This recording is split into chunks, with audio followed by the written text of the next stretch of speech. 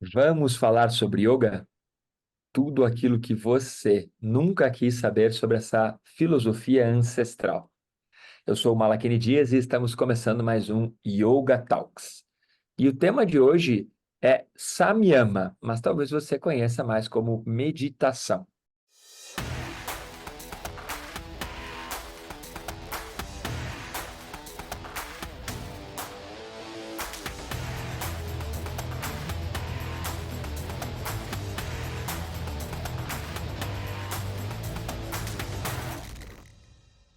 Para falar sobre esse tema, eu convido a nossa queridíssima diva do autoconhecimento, Fer Filippozzi.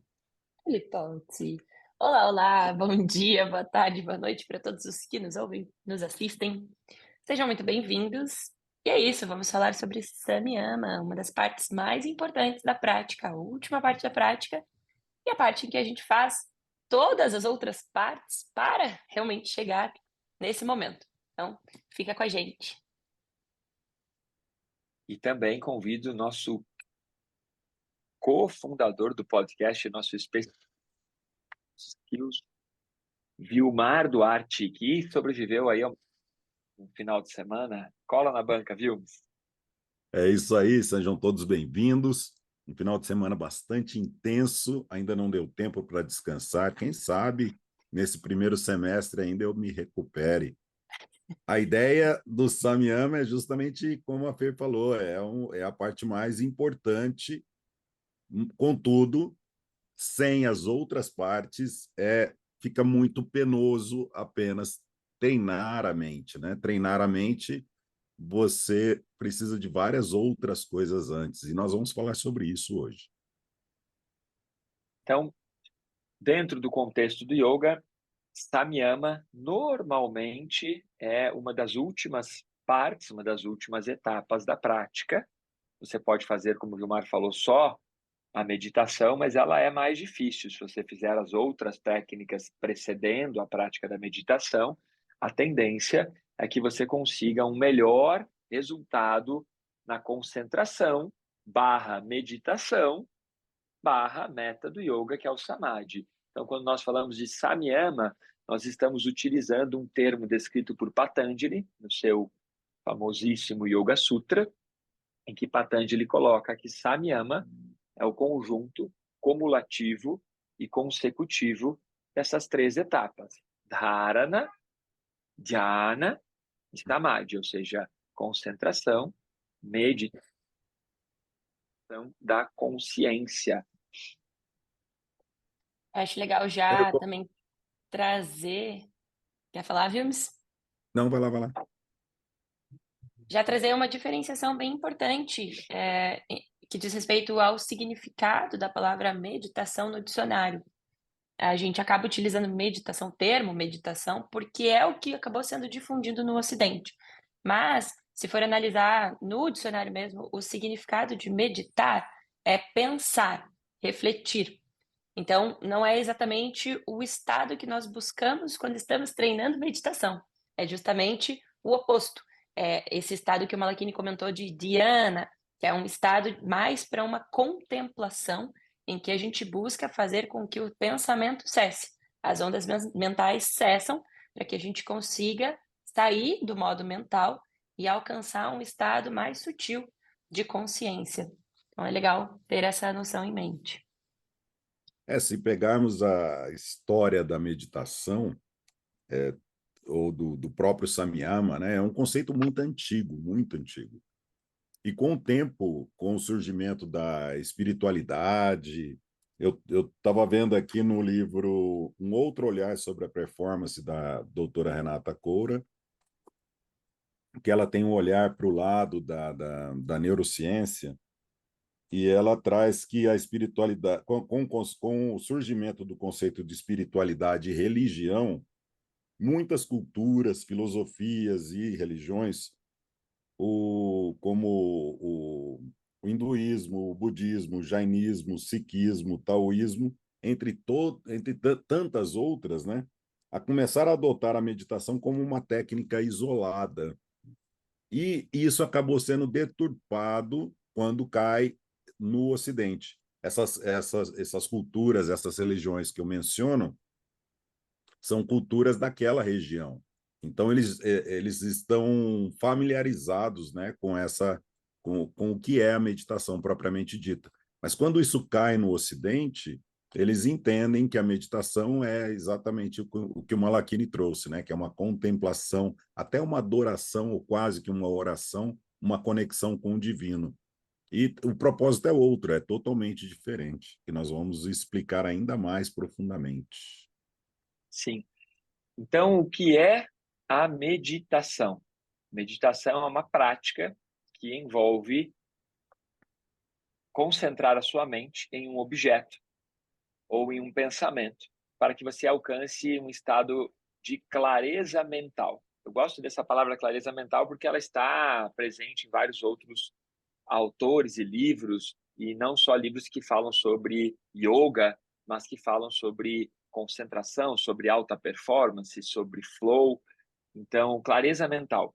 Então, quando nós falamos de meditação, nós temos que pensar que existem muitos tipos e muitos exercícios para você conseguir concentração e chegar em meditação.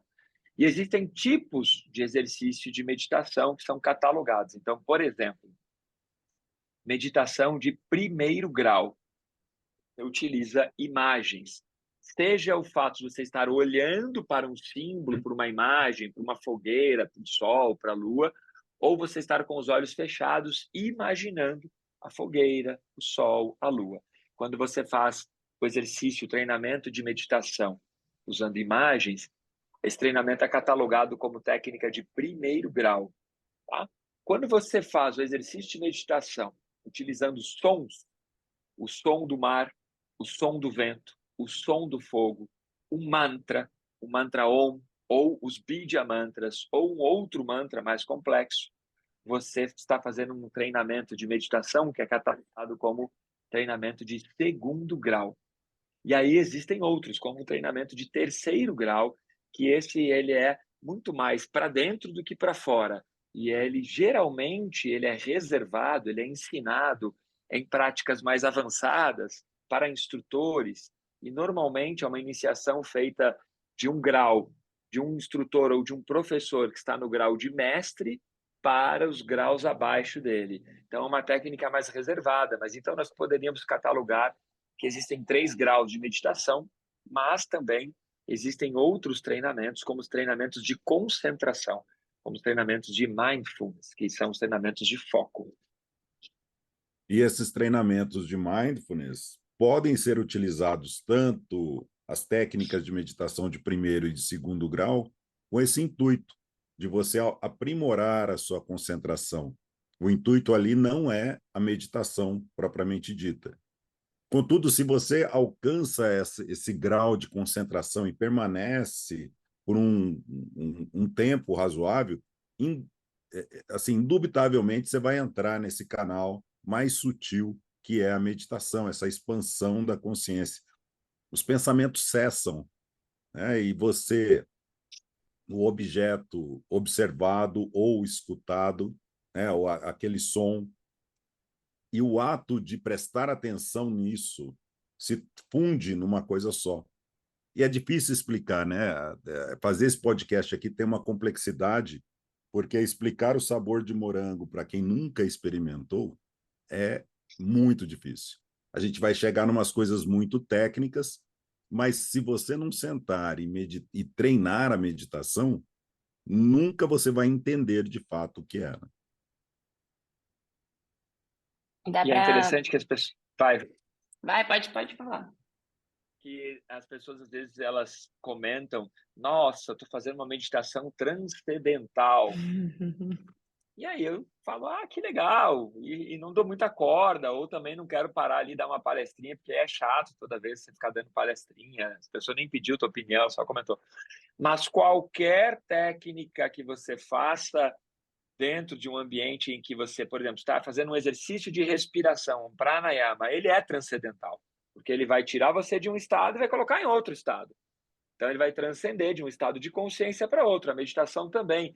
A meditação transcendental, que é da cultura hindu, onde se utiliza o mantra pessoal.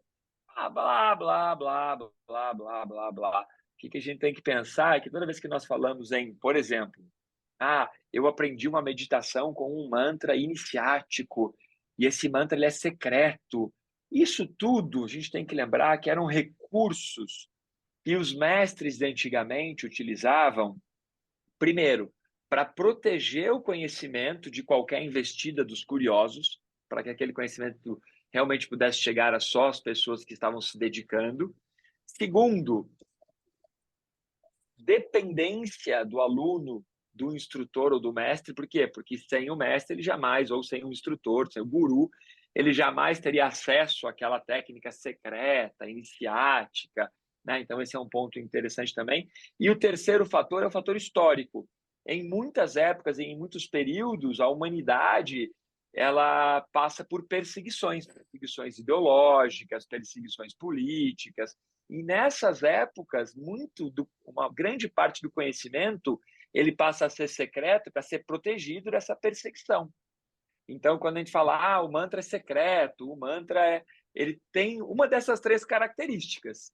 Ele é secreto ou por uma questão em que o guru é malandro e ele quer fazer com que as pessoas paguem por aquele conhecimento ele não precisa. O segundo é que é uma técnica em que o professor ele fala, não, eu só vou ensinar isso para o aluno que merece, para aquela tropa de elite.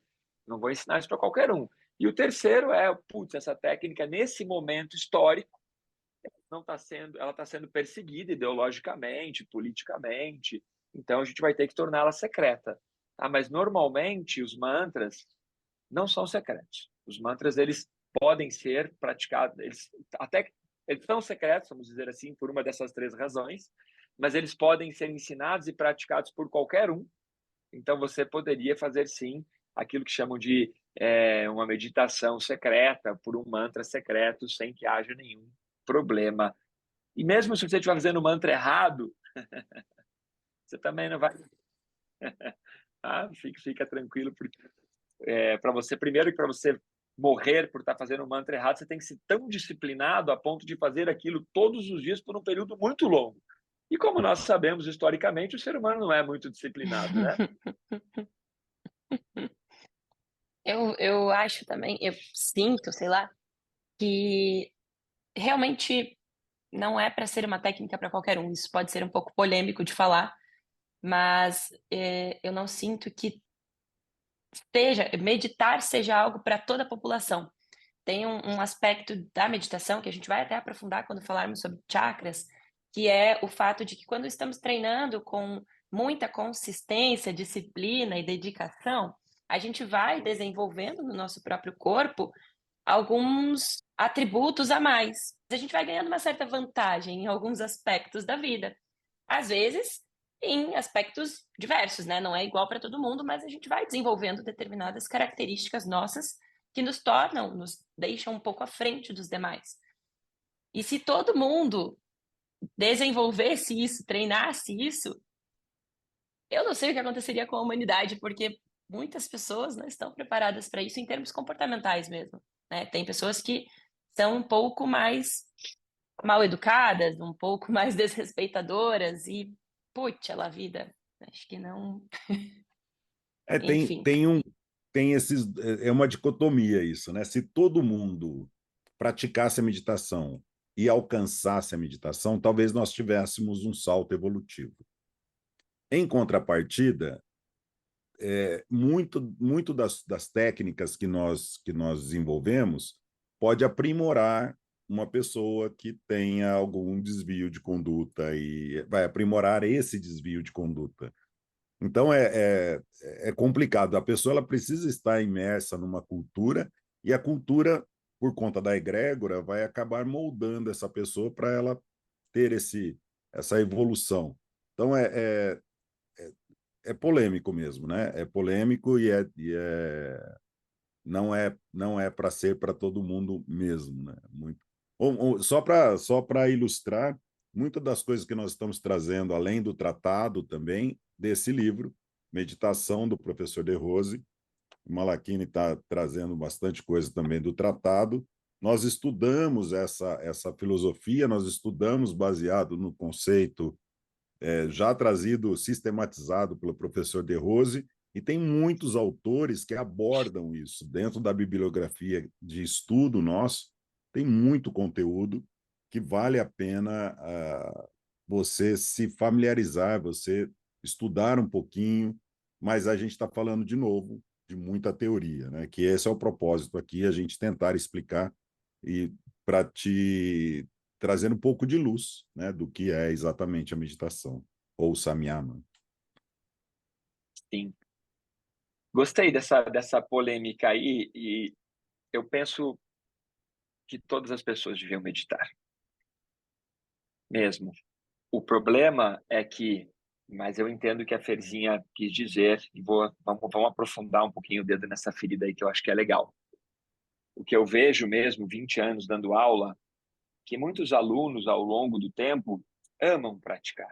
Amam. Nossa, comecei a praticar yoga, melhorei, estou dormindo melhor, meu relacionamento com a minha família melhorou, eu sinto menos dor no corpo, minha capacidade pulmonar melhorou. Ele está só falando de efeitos e benefícios pequenos da prática do yoga. São meros benefícios, são meras consequências para nós, mas que para as pessoas são benefícios vantajosos.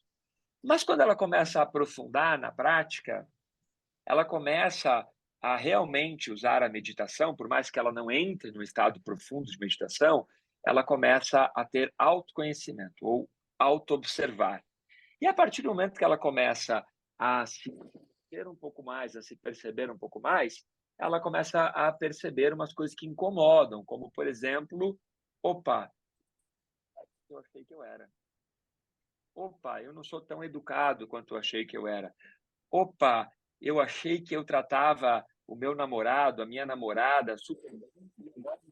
De autoconhecimento, eu estou vendo que, na verdade, eu sou um babaca, eu sou uma pessoa. Opa, eu sou, como o mestre Edgardo Caramelo, esse final de semana, comentou na palestra dele, eu sou um mamute. Eu saio por aí pisando nas pessoas, dando patada nas pessoas. Então, o processo da meditação, ele desencadeia um grau de autoconhecimento que muitas vezes a pessoa, aí, a partir dali, não é para todo mundo. Por quê? Porque não é todo mundo que quer melhorar. E eu não estou dizendo melhorar para ser melhor que os outros, para ser mais sábio. Não, melhorar no sentido de auto-aprimorar-se. Eu começo a meditar, começo a aprofundar, e aí eu descubro que, nossa, olha, eu sou essa pessoa, mas eu achava, porque todo mundo acha que é o melhor funcionário, o melhor namorado, o melhor cozinheiro, acha que dirige melhor que os outros. A gente tem uma falsa sensação. E aí, quando você começa a meditar, você começa a descobrir que você tem muita coisa, muita imperfeição, muita coisa chata, que você é babaca em várias áreas. E aí você começa a perceber que não é para todo mundo, por isso que não é todo mundo que vai ter a resiliência necessária para transformar isso de uma forma que realmente esteja a fim de melhorar um pouquinho, melhorar um pouquinho, melhorar um pouquinho, melhorar um pouquinho. E às vezes a gente fala, mas eu sou assim. Eu costumava brincar nas minhas palestras antigamente com a síndrome da Gabriela. E eu tenho duas alunas chamadas Gabrielas, então vou mandar um beijo para as duas aqui, para a Gabi Andrigueto e para a Gabi Carvalho. Mas não estou falando disso, é a síndrome de Gabriela, porque é aquela música, né? Eu nasci assim, eu cresci assim, eu sou mesmo assim, Gabriela. Não, você pode melhorar, pode mudar. E a meditação, nesse momento, Ferzinho, eu concordo que ali talvez não seja para todo mundo, porque vai incomodar. E é isso, você falou do autoconhecimento, que é um dos estágios que a gente vai atingir, mas antes a gente começa a fazer o controle da atenção, né? Através da concentração, a gente começa a regular as emoções, que você começa a prestar atenção em você, e aí vem o vislumbre do autoconhecimento. Tudo isso tem a ver com a autorregulação, inclusive do seu sistema nervoso. Quando você se conhece, você percebe que você está entrando num canal diferente do que você deseja para aquele contexto em que você está. Por exemplo, você vai precisar falar em público, que seja dar uma notícia para as pessoas da sua família, e você se sente muito acanhado, você entra num canal de introspecção, aquilo te dá um nervosismo, aquece seu corpo. se você tem essa noção, você se autorregula, você desvia desse viés, né? E aí o seu sistema nervoso, ele fica mais, podemos dizer, adaptável, não, mas mais flexível para ir na direção que você deseja, e não ao contrário, né? Você ser impulsionado por como as circunstâncias manipulam o seu sistema nervoso. Então, você está no controle. Isso é muito legal. A primeira Super, vez que nós falamos, super, muito legal, a primeira, super, Super, muito primeira legal. vez que super. trouxemos o mantra aqui, ó, hoje, muito legal. A grande questão desse episódio em especial, que eu gosto realmente do que nós estamos fazendo com os podcasts, por mais que a gente, por 30 minutos, não consiga aprofundar o quanto nós gostaríamos, por isso até temos o grupo no WhatsApp para entregar conteúdo aprofundando. Para quem quiser participar, é só nos enviar mensagem ou clicar no bio da minha link lá no Instagram e entrar no grupo do WhatsApp. Não tem custo algum, esse grupo ainda não tem custo algum. O grupo de apoiadores daqui a pouco terá, mas por enquanto esse grupo nós estamos conseguindo colocar conteúdo extra. Esse tema meditar, basicamente ninguém sabe o que é meditar. Há inclusive muita gente que ensina técnicas de meditação guiada, exercícios. As pessoas não sabem nem no Ocidente, nem no Oriente. Muitas vezes as pessoas confundem o que é meditar. São poucos os instrutores, os professores, os mestres que realmente sabem do que estão falando. E menos ainda os alunos, os praticantes, sabem o que é meditar. Muita gente acha que meditar é reduzir o estado de consciência, enquanto, na verdade, meditar é aumentar, expandir o estado de consciência. Porque às vezes a pessoa tem a falsa sensação de que o meu professor falou para não pensar em nada, ou para pensar em uma só coisa. Então, eu estou reduzindo a minha consciência, que minha mente ela é tão poderosa que ela pensa em várias coisas. Esses dias a Ferzinha falou assim, não, mas eu consigo fazer várias coisas ao mesmo tempo? E ela acha que isso é mais. A maioria das pessoas pensa que isso é mais. A gente teve uma geração anterior que era multitask, né? Que era que queria fazer todas as coisas. E, na verdade, a meditação te ensina que, ao se concentrar em uma única coisa, ao focar a sua mente num único objetivo, num único pensamento, uma única proposta, você esgarça, você expande a sua consciência. Então, meditar não é reduzir o estado de consciência. Meditar é alargar, é aumentar o estado de consciência a tal ponto de você realmente encontrar uma resposta, encontrar o mapa, encontrar o resultado de uma forma como o que os cientistas chamam de insight. Então, a meditar é aumentar o estado de consciência. As pessoas confundem isso. E para você aumentar esse estado de consciência, entra aquilo que eu comentei no início do podcast. Você tem três principais, não que sejam só três, mas você tem três principais formas de fazer isso. Treinar a meditação por uma imagem, por um som ou pela técnica de terceiro grau. Primeiro grau, segundo grau ou terceiro grau. E uma dessas vai encaixar para você, vai funcionar melhor. Mas para você chegar lá, você vai ter que ter algo que nos falta. O que nos falta? Disciplina e Disciplina. constância. Patanjali, no Sutra 1.16, ele diz isso. Ele diz abhyasa e vairagya. Constância e um esforço sobre si. Ou seja, você tem que ter autodisciplina e tem que ter constância. Aí você chega onde você quiser.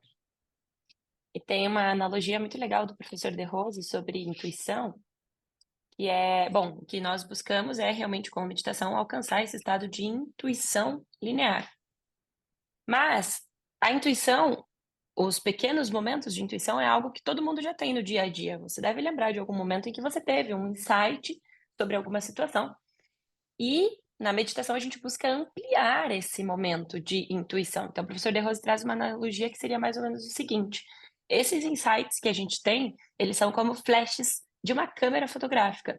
E o que a gente busca com a meditação é ampliar esse flash. Então é como se fosse o flash de uma câmera filmadora.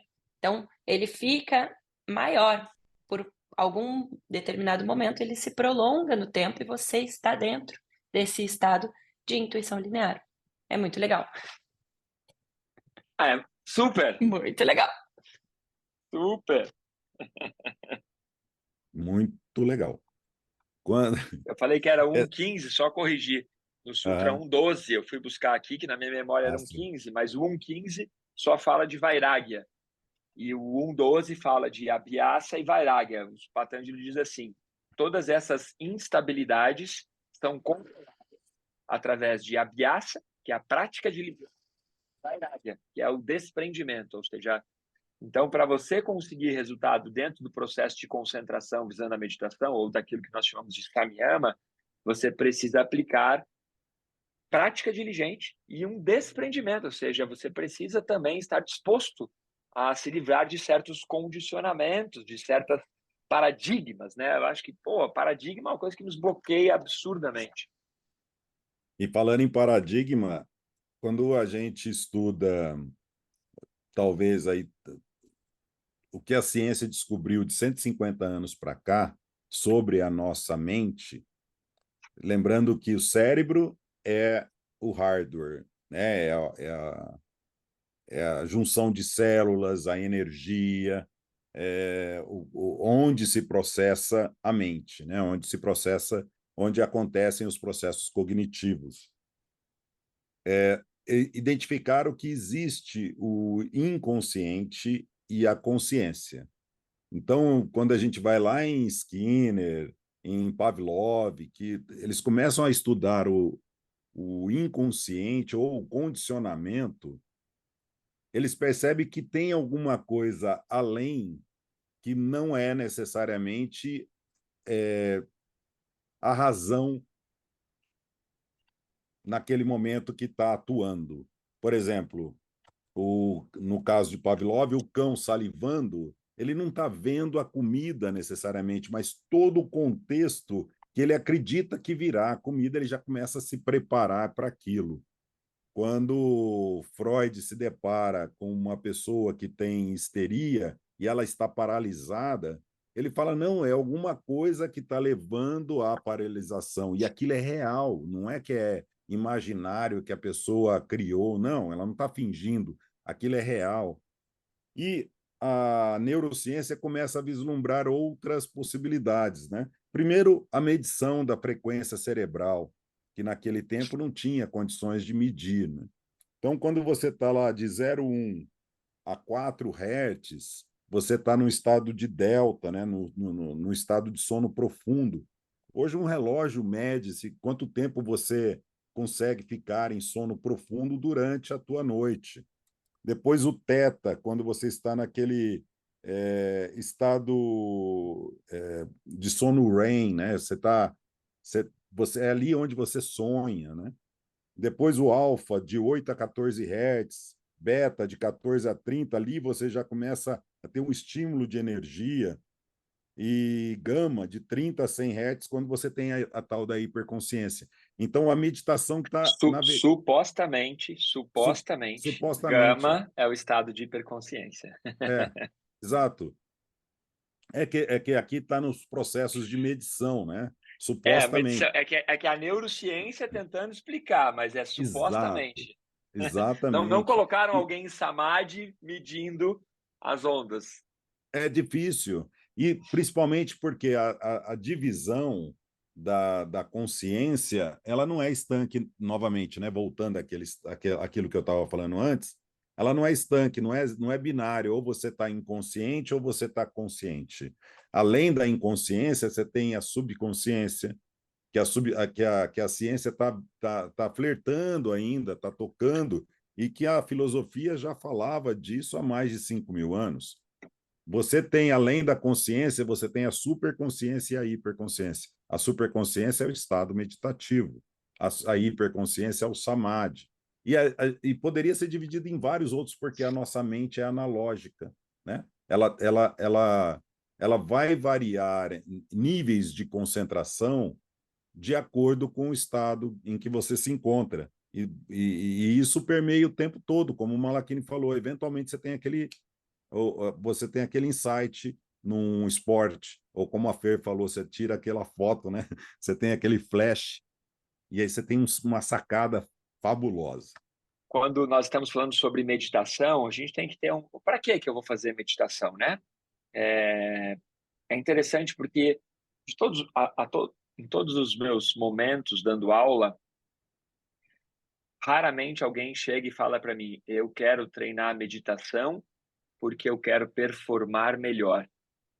Eu quero te contratar para me ensinar a meditar porque eu quero uma alta performance na minha vida. As pessoas não buscam isso. Deveriam, porque tal como a Ferzinha trouxe lá que no dicionário há uma tradução errada, né, um pouco equivocada da meditação, e ali no dicionário Oxford eles até colocam a palavra meditar, mas ele coloca como pensar, coloca como grande concentração de espírito.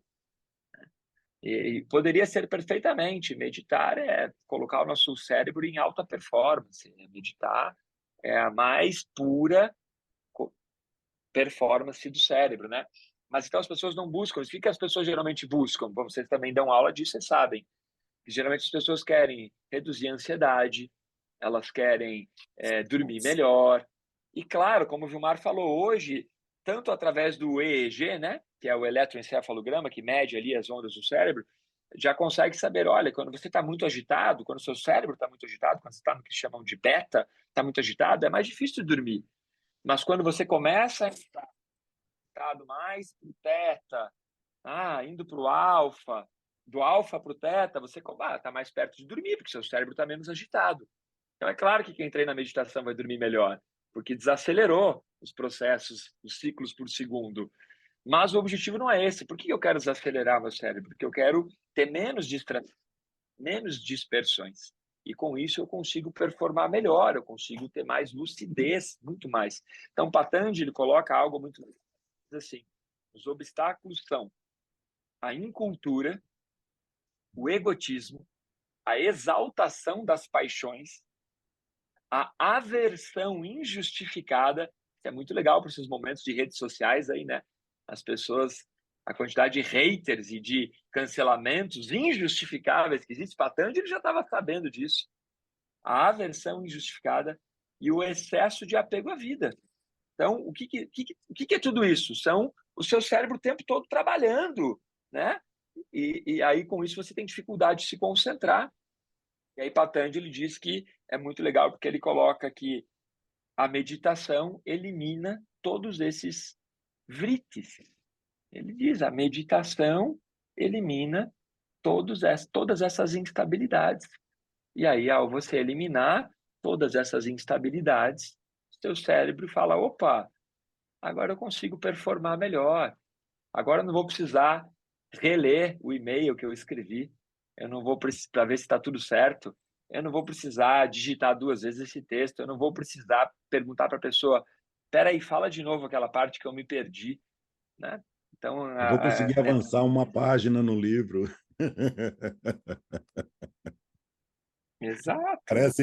Parece disco furado, a pessoa tem que voltar toda hora no início para tentar entender o contexto, porque ela se perde completamente.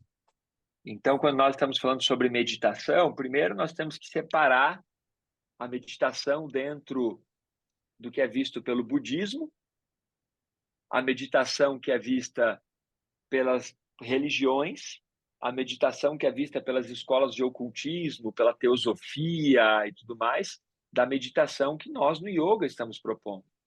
A meditação que nós estamos propondo na prática do yoga é cessar completamente os vritis, ou seja, reduzir a instabilidade da consciência para que, desta maneira, você possa ter mais lucidez. Por isso que a meta do yoga, que é tida como samadhi, é um estado de hiperlucidez, de hiperconsciência. Então, quando você está treinando meditação, você está tentando alcançar um estado de expansão dessa capacidade cerebral.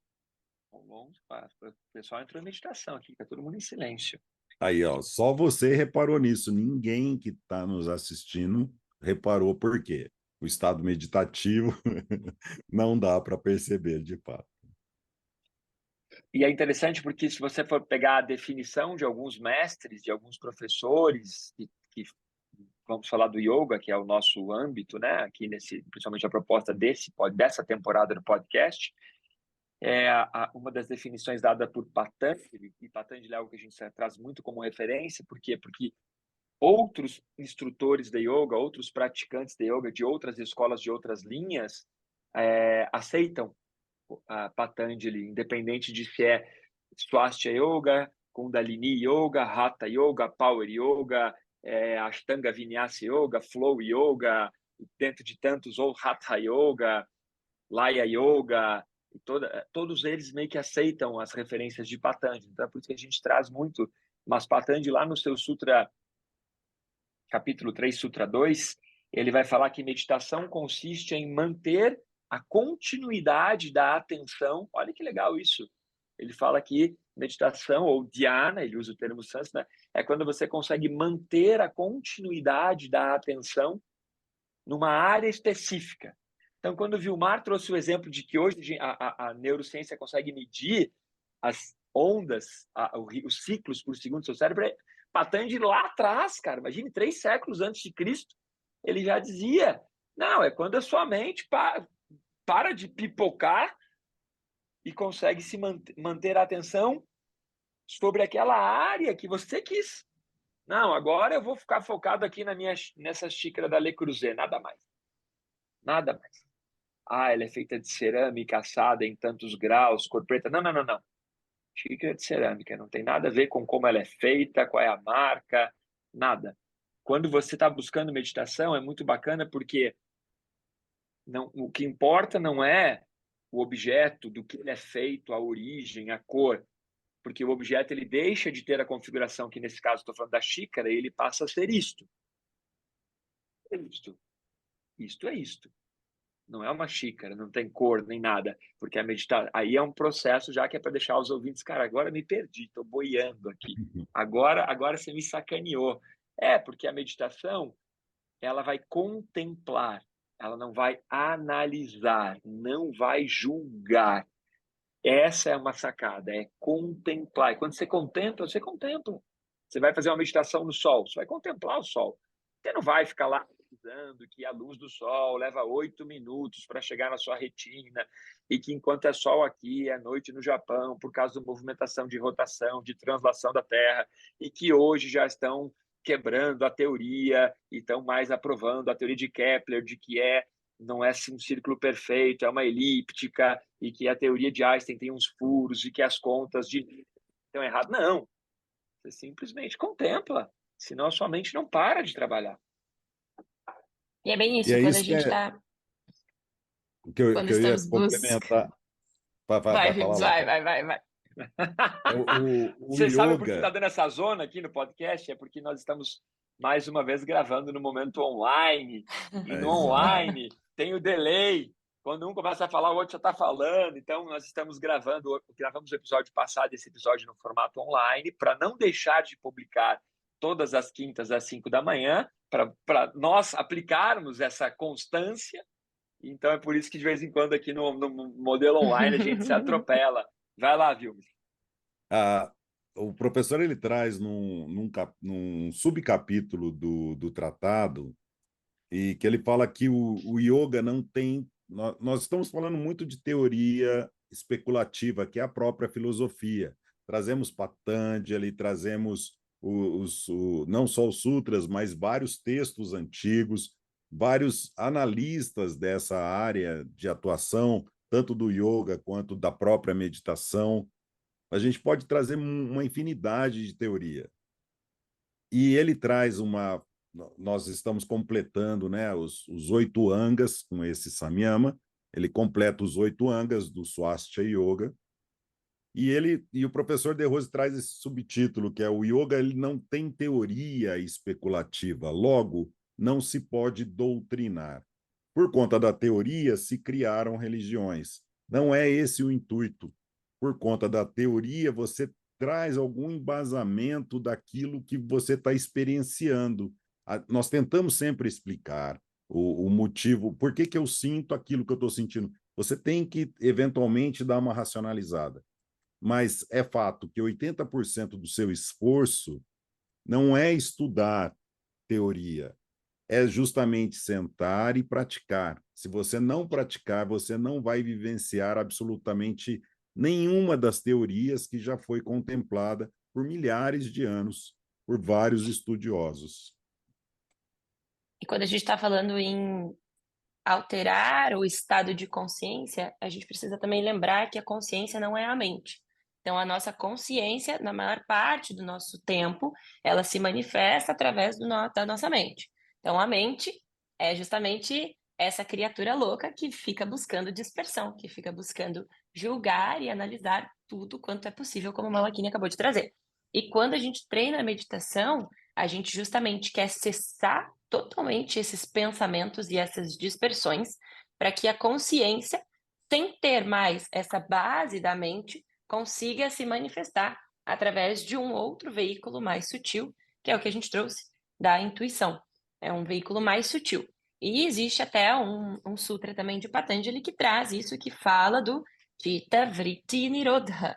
Então a gente busca justamente cessar todas essas dispersões mentais para fazer com que a consciência se manifeste através desse outro estado, desse outro veículo. E complementando aquilo que o Malaquini falou, para que meditar? No sutra seguinte, ele traz que quando isso é alcançado, quando essa estabilização da consciência é alcançada, ou da mente, né? A estabilização da mente, dos vritis, ela é alcançada, o observador conscientiza-se da própria identidade. Ou seja, enquanto você não meditar, caro gafanhoto, você não sabe quem você é de fato. Durma com um barulho desse. Esse é aquele próprio emoji do WhatsApp que tem a cabecinha apontando.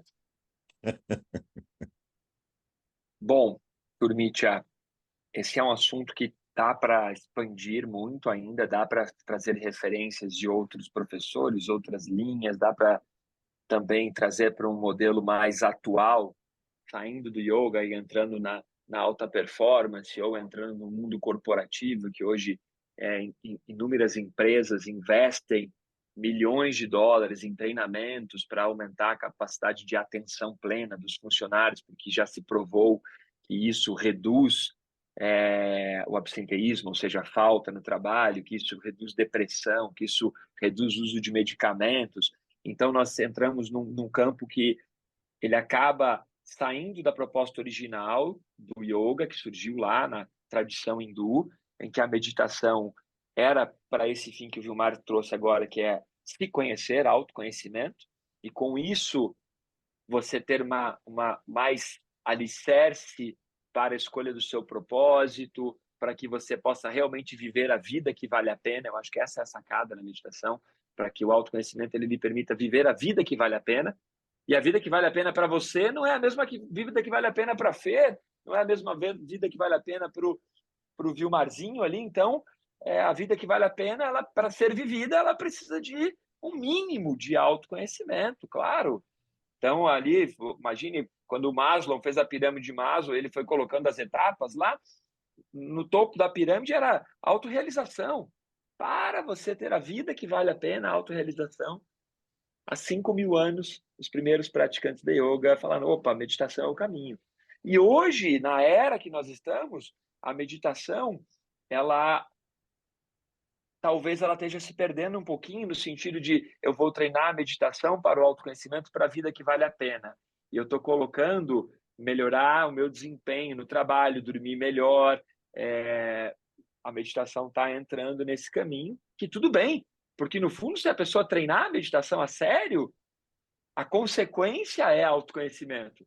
Seja ela estar fazendo para dormir melhor, seja ela estar fazendo para trabalhar melhor, seja ela estar fazendo para ganhar a medalha olímpica, no fundo, se ela seguir, vai gerar autoconhecimento. E aí, ou ela desiste porque o autoconhecimento dói, ou ela avança e começa a viver a vida que vale a pena. Muito legal. É isso. Pessoal, nós precisamos encerrar. Já passamos até da proposta da meia hora, mas Samadhi tem pano para manga, tem pano para o corpo, tem pano para as pernas, tem pano para tudo que é coisa. Dá para a gente ficar fazendo, eventualmente, uma temporada apenas falando do Samadhi. E é isso, vem conosco, nós vamos falar nos próximos episódios algumas outras coisas também baseado na filosofia e na teoria que complementam todo esse bojo para que você efetivamente alcance pelo menos o estado meditativo nessa vida ainda, nessa encarnação. E se você ficou com alguma dúvida ou tem alguma curiosidade, manda para a gente nos comentários, entre em contato pelas redes sociais, que a gente vai ter um prazer de responder a essas dúvidas. E o próximo episódio é incrível, porque é sobre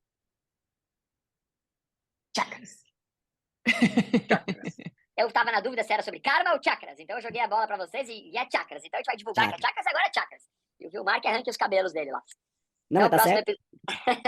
O próximo episódio é sobre chakras, para que você entenda que não existe essa história de alinhar os chakras. Fica com isso aí até o nosso próximo episódio. Adeus. Valeu!